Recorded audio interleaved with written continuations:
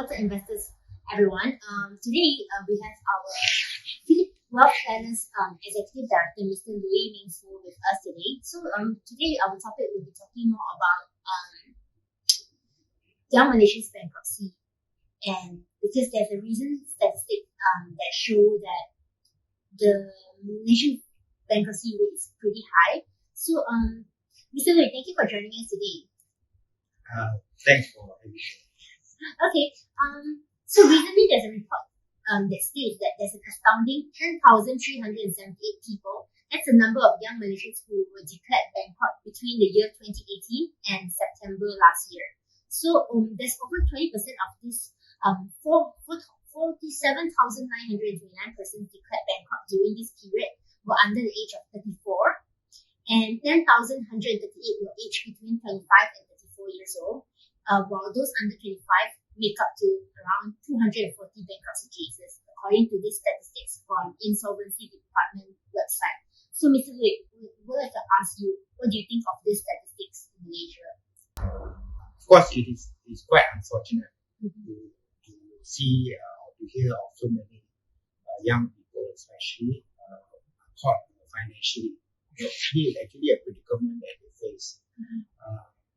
Well, I must say I'm not surprised, because even not only now, I think even way back, we have often heard of people getting caught in financial problems that led to the stage of becoming bankrupt. Well, from what I know, this bankruptcy, from what I understand, that these bankruptcies, a lot of it could be related to either credit card debts, personal loans and all that. But essentially, at the end of the day, there are some cases which I know are not actually a fault of their own. Many of these people become bankrupt because of credit card debt used for essential things like, for example, medical expenses to treat their parents and all that. To those people, you can only feel sorry for them, because it's really unfortunate that they have got caught in this kind of situation. But of course, in many of the cases, of course, if their parents or whoever their dependents are, have been appropriately insured against medical and all those sort of things, then of course, they may not be in this situation. However, besides this group of people who are caught by these unfortunate circumstances, there are also lots of people that we know get caught because it's so easy to get a credit card nowadays, and so easy to overspend without realizing that whatever we spend finally will catch up with us. Is that I think a bigger portion of the people who are unfortunately caught with this become bankrupt. So are you saying that youngsters nowadays, they are more chasing after the lavish and extravagant lifestyle, and hence going through this stage? Yeah, unfortunately, we also know that lots of young people, we are all so caught up in the rat race, of course, essentially trying to make ends meet and all that. But also because of the pressures of life, many of our young people find outlets to get out of the stress and all that. Sometimes to get out of the stress, sometimes to be with the peers, living up to the bonuses and all that, as often said. This invariably is one of the main causes of why I think that why people are chasing materialistic lifestyle, buying cars, not only talking about buying expensive cars. Any car for the matter is actually luxury. It's quite a luxury. But of course, knowing our transportation system and all that, we may not have a choice. But then we should actually think it through very well. As far as budgeting is concerned, we need to make sure that we budget properly. Whether we can afford it or not. Not just run after the lifestyle and then forget about managing our finance. And speaking of managing your finance, why do you think it's important for young people to understand the importance of managing their finance?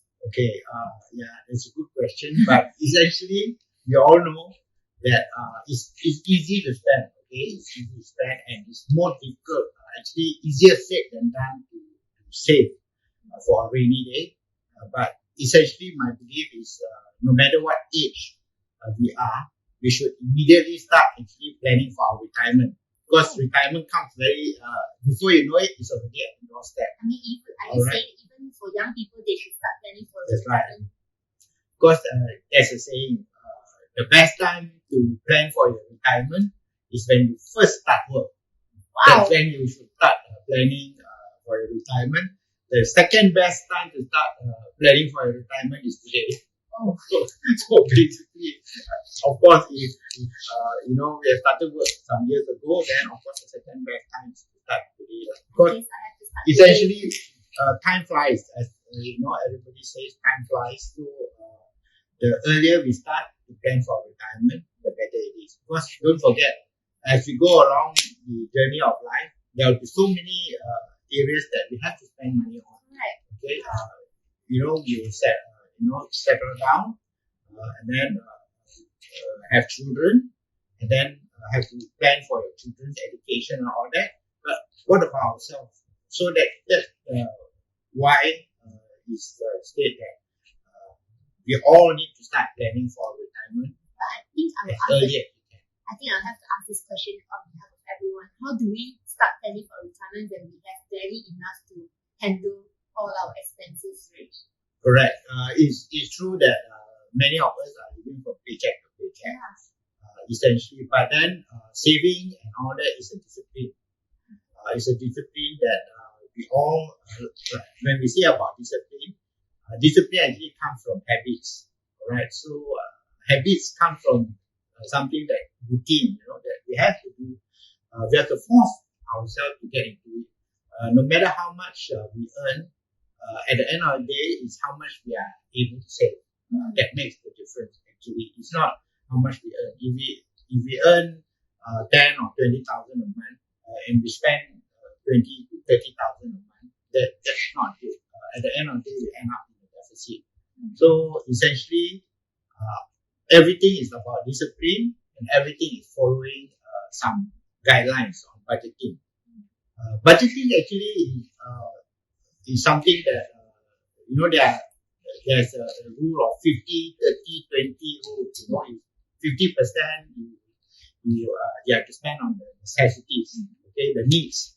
Then 30% you spend on the wants, that you can afford to spend on, and 20% is definitely for savings. That means you cannot spend. You have to reserve the 20% to take care of debts and take care of savings. But that's a very liberal way of it. I think Malaysians save more than 20% on average. Our propensity for savings is quite high among Asians, not only among Malaysians.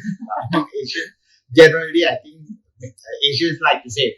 But so along those lines, we probably like to make sure that we save as much as we can, and have as little debt as we can. Obviously, the best thing is to clear off all debt as soon as we can. That's I think the goal for everyone. And I suppose for younger people, as long as one of the things they say is know where your money is gone. I think that's very important. Lots of us living from paycheck to paycheck, we just spend. We don't know what happened to the money. Correct. So one of the easiest things to actually easier said than done is to actually make a record of what you spend.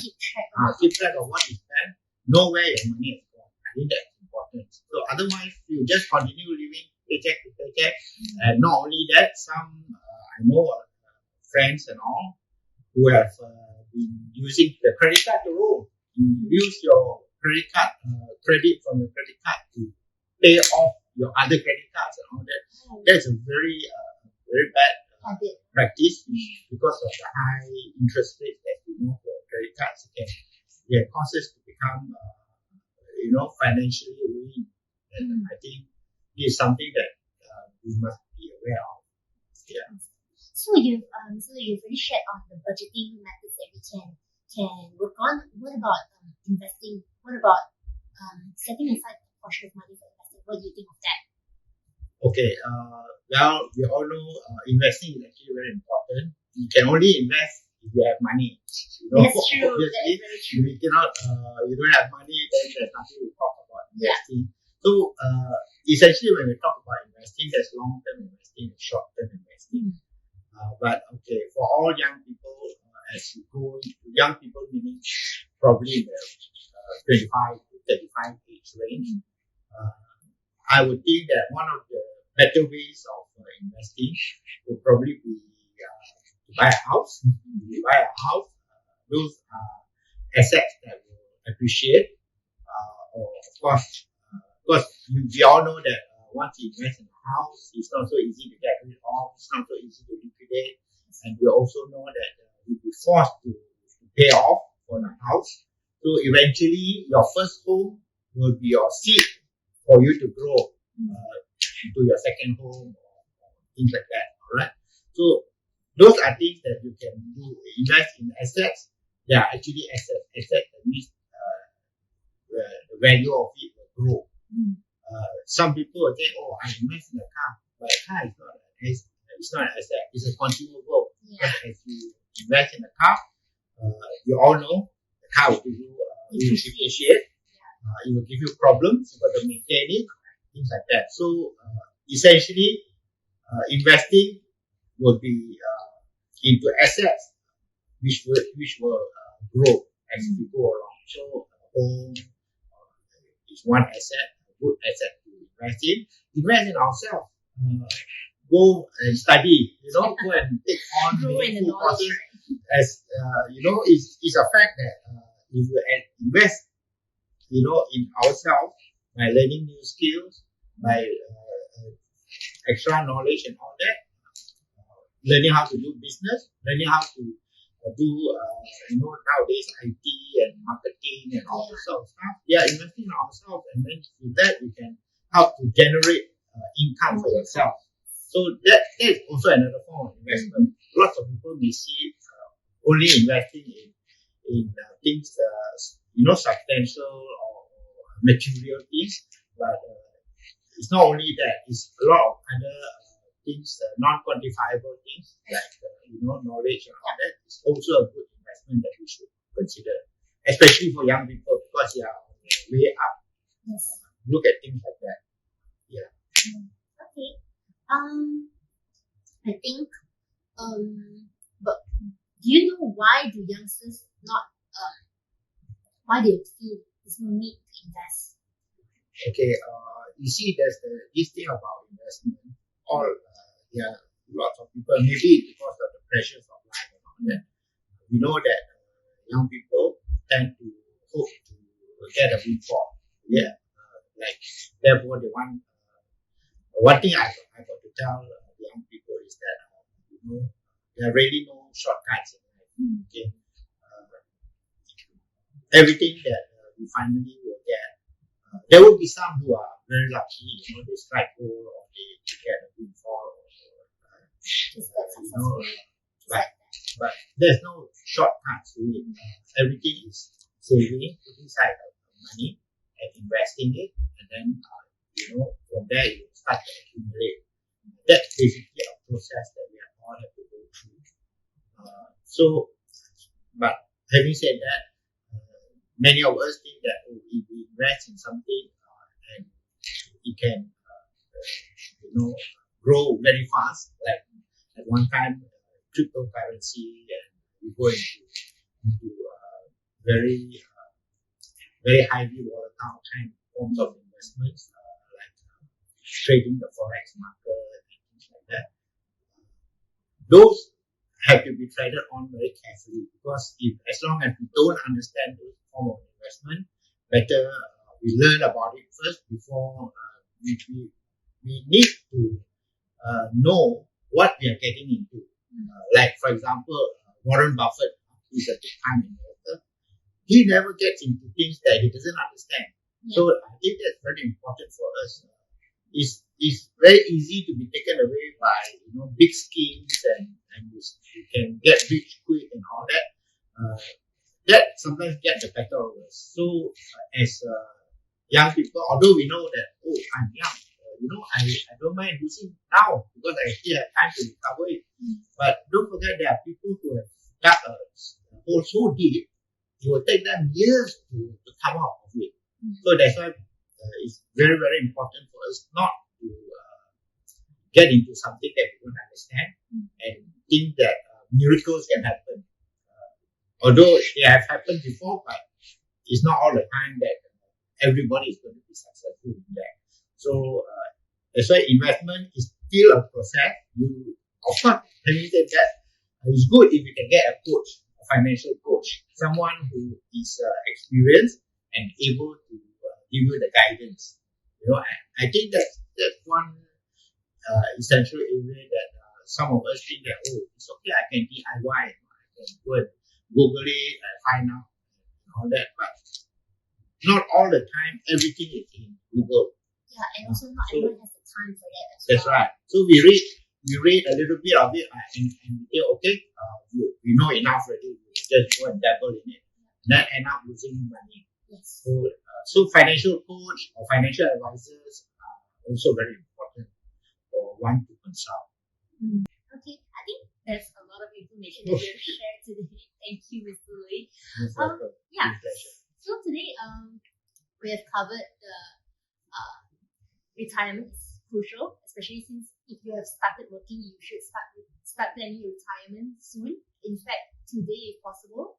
And also setting aside your budget with the 50-30-20 rule if possible. If not, you can always search Google on how to do a budgeting plan as well. And also, if you can't invest yourself, you can always look for a financial advisor for help or consult them to see what's best suits your needs.